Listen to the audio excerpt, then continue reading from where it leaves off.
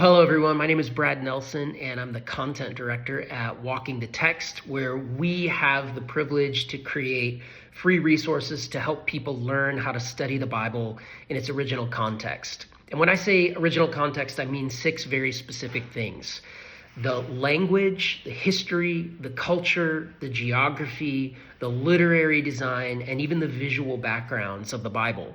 Because when you can understand those 6 things about a Bible passage, it just opens that text up with all kinds of new depth and meaning and vibrancy. And I don't know about you, but when I can read a passage that I've read 100 times and still walk away thinking to myself, oh my gosh, I never knew that before. It just makes my heart explode with joy. The thought that there's still more there. It just so energizes me to keep going on this journey with Jesus. And we want everybody to have that kind of experience with the Bible.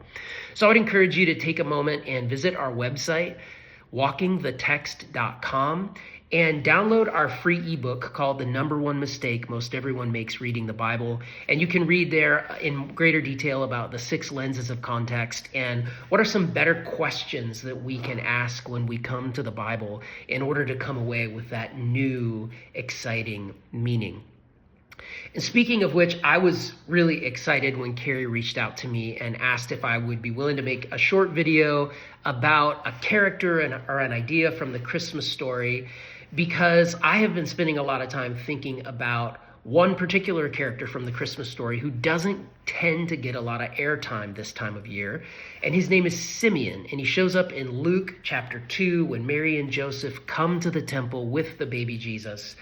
And the text says that they come to do what the custom of the law required. And they're bringing Jesus to redeem him or to dedicate him to God as their firstborn son. And then Mary is going to be bringing an offering to purify herself from going through the process of childbirth.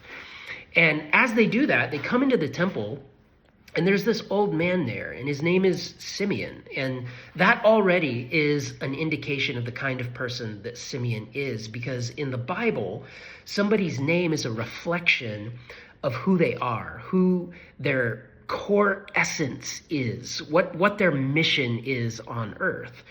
And Simeon comes from the Hebrew word Shema.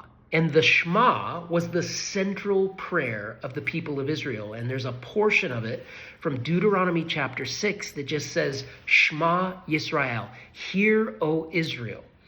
And to Shema something, to hear something, it means to listen, to hear, and to obey. So the picture right out of the gate of who Simeon is he's the kind of person who's listening intently for what God is saying, what God is doing. And when he hears what God is saying and what God's doing, he gets busy obeying. So there's an active kind of nature to his faithfulness with relationship to God.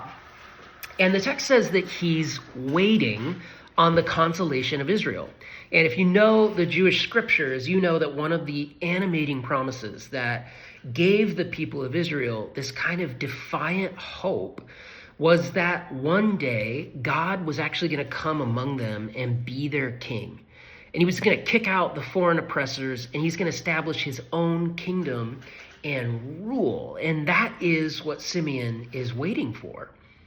And the text says that when Simeon sees the baby Jesus, he comes over to them and he starts singing.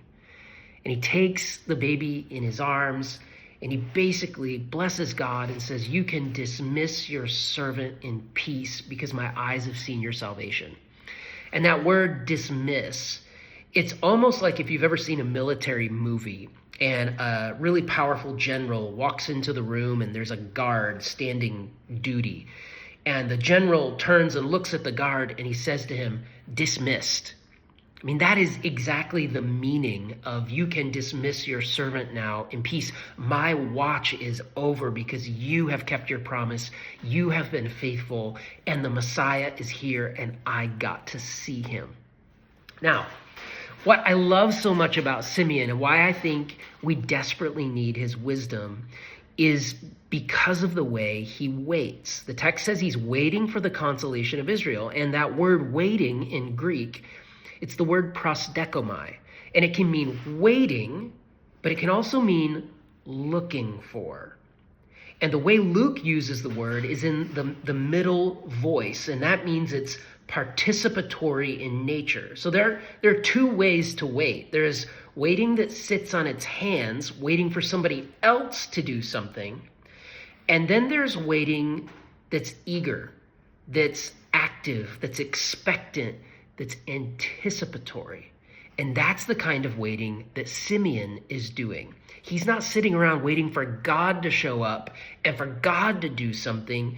He trusts so deeply that God is going to show up, that God is working and is active, that he starts anticipating, what can I be doing right now in my day-to-day to get out there and anticipate the moment when God is going to arrive. So let me give you two examples of this that I've experienced in my own life. When I was a kid, I used to spend just hours and hours and hours on my grandfather's farm. And as a farmer, he was always fixing something, a tractor, a bulldozer, a car, a small machine, something.